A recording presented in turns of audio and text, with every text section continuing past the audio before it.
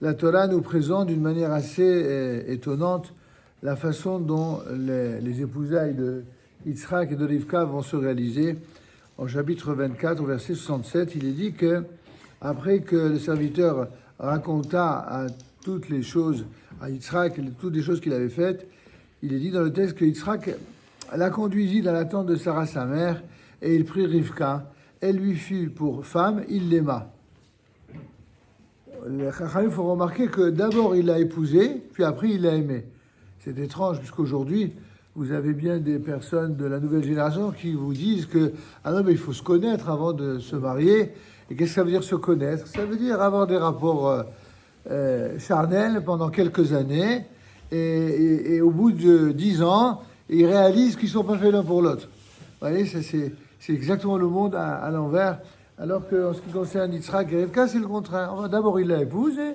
Il l'a épousée pour des raisons qui sont justement pas charnelles ni physiques, mais qui sont des raisons idéologiques profondes, à savoir celle qui va être une des matriarches d'Israël, qui va donner une famille, qui va donner un engendrement et des valeurs. Et seulement lorsqu'il l'a épousée, eh bien, on nous dit qu'il l'aima. Et juste après, intéressant, il fut consolé de sa mère. Ça veut dire que c'est seulement lorsqu'un homme est heureux avec sa femme qu'il est consolé de la perte de sa mère. Et juste après, eh bien, on a cette annonce assez insolite où l'on voit qu'Abraham ajouta une seconde épouse. En effet, la première épouse, c'était, comme vous savez, Sarah, avec laquelle il a eu Yitzhak, mais avant d'avoir Yitzhak, il avait Ishmaël.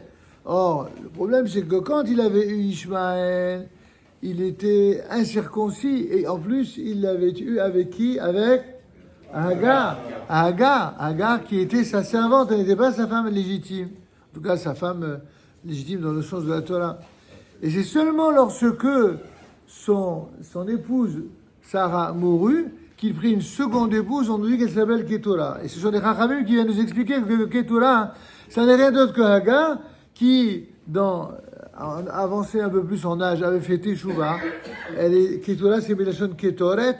Elle était devenue beaucoup plus agréable à Dieu parce qu'elle se comportait de manière qui était conforme à l'exemplarité de Abraham. Alors seulement elle mérita de devenir une femme légitime, et c'est ainsi que il l'épousa, et il a eu 6 enfants. Et c'est important de rappeler que, en effet, puisqu'on nous dit que le texte nous dit que Ketura, elle lui enfanta Zimran, Yokshan, Medan, Midian, Yishbak et Shua. Midian, ça vous dit quelque chose, c'est de là que descendra notamment Yitro. Alors, Yokshan enfanta Sheva et Dedan, etc. Et les fils de Midian, Arifa, Varefer, Hanor, Avidal, Daa, et tout cela, c'était les fils de Ketura. Nous, ça, je vous dis que ces enfants de Ketura, eh bien, ce seront toujours des gens qui seront autour du peuple d'Israël et qui seront favorables à Israël. Et cela, plus, selon d'autres commentateurs, même Ishmaël, qui, comme vous le savez, pendant pratiquement une bonne partie de sa vie, eh bien, considérait son frère comme un rival, eh bien, finalement, à la fin de sa vie, il fera Teshuvah. Son nom sera prononcé 2 fois consécutivement, comme le rappelle le Midrash, qu'à chaque fois qu'un prénom est donné 2 fois, ça veut dire que c'est un tzaddik gadol. Donc Ishmaël, le sage, nous enseigne qu'à la fin de sa vie, il était devenu tzaddik gadol.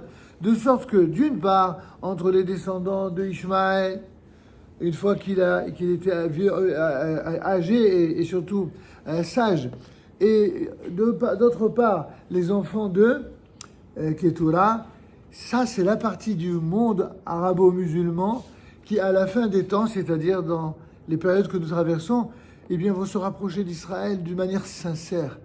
Pas à la manière de la takia, de ceux qui font semblant d'être bien avec les Juifs pour mieux les bloquer ou pour mieux les enfoncer ou les tuer, non. À la manière de ceux qui veulent s'approcher afin de vivre vraiment. Et c'est ce que d'ailleurs tous les observateurs et les commentateurs divers aujourd'hui doivent comprendre. Il faut arriver à déterminer, à identifier ceux qui, dans tel et tel univers, sont des gens sincères, attirés par le bien, par la véritable paix, et ceux qui, en fait, sont des menteurs qui ne souhaitent que la mort et que le meurtre. Et Ratson, que la Kadosh Baruch Hu nous donne le srout d'avoir enfin la bracha suprême de la paix véritable, Et cette paix véritable, comme le disent nos maîtres, ne pourra venir que lorsque le Recha, le mal cruel des enfants de Amalek seront anéantis. Be'ezrat Hashem, Amen, Ken Yasson. Rabbi Hanan ben Aisha אומר, הקדוש ברוך הוא לזכות בכך, ירבה להם תורה שנאמר, רחב ישראל לתורה וידיר קדיש על ישראל.